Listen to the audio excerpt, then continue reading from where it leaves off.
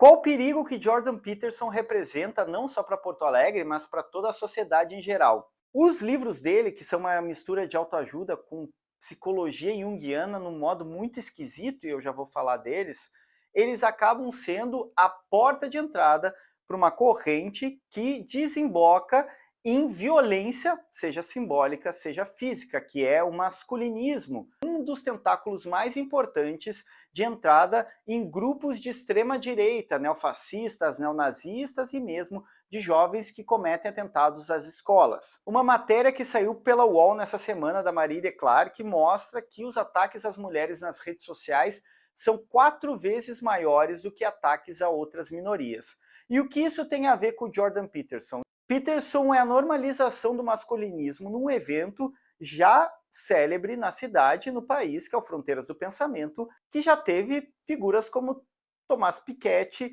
e Mia Couto, por exemplo, ou Manuel Castells. E essa é, inclusive, a defesa do Grupo RBS, afiliado da Rede Globo, que está trazendo ele para Porto Alegre e que também está tendo o amparo da produtora revisionista Brasil Paralelo, que estão financiando e por muito óbvio que a Brasil Paralelo está financiando esta vinda do Jordan Peterson. O que diz essa figura e por que ele é problemático? Ele acredita, a partir de um mau uso do psicanalista Carl Gustav Jung,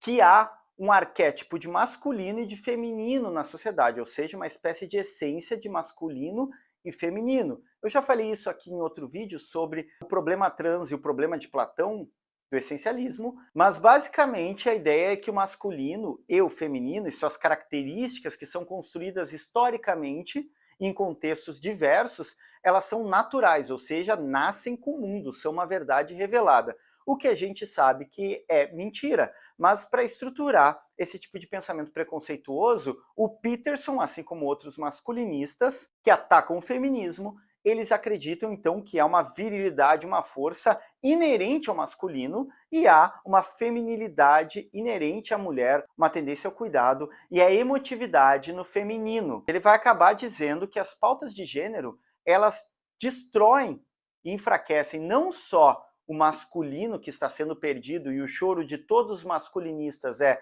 do enfraquecimento de um masculino primordial, o que é simplesmente patético, mas a cultura queer, ou seja, todas essas demandas de gênero que não se encaixam no masculino e feminino cisgênero, ou seja, da identificação da sua genitália com um certo papel de homem e de mulher, eles são a destruição da civilização, porque, segundo Jordan Peterson, isso abala as estruturas psíquicas que estruturam, portanto, as subjetividades na nossa sociedade. O Jordan Peterson já falou que a transexualidade ela é uma espécie de doença que passa por contágio e que as feministas elas têm um desejo oculto, reprimido, de uma dominação masculina brutal, que é como ele diz isso numa entrevista ao New York Times. Curioso também ele estar vindo ao Brasil porque, para um grupo de extrema-direita holandesa, ele falou que os países em desenvolvimento são, abre aspas, poços de catástrofe.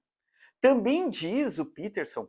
que a ideia, a teoria de que as mulheres foram oprimidas historicamente é uma mentira marxista. Essa é a figura que está sendo trazida para Porto Alegre e qual que é o interesse disso, embora a produtora, tanto o Grupo RBS quanto o Brasil Paralelo, se defendam dizendo que promovem a pluralidade de pensamento, o que está acontecendo aqui é a normalização do discurso masculinista. O discurso masculinista, como eu falei no começo para vocês, é o discurso que captura a maioria dos jovens que acabam cometendo, por exemplo, ataques às escolas e outros tipos de radicalizações à direita, como entrar a grupos neonazistas, neofascistas ou mesmo de adultos que atacam mulheres, como nessa semana aconteceu num shopping na Austrália do homem que matou 6 mulheres a facadas. Ou seja, a normalização desse pensamento, a escalada dos discursos red pills, que estão cada vez mais famosos, fazem parte de uma agenda da extrema-direita de normalização desse debate,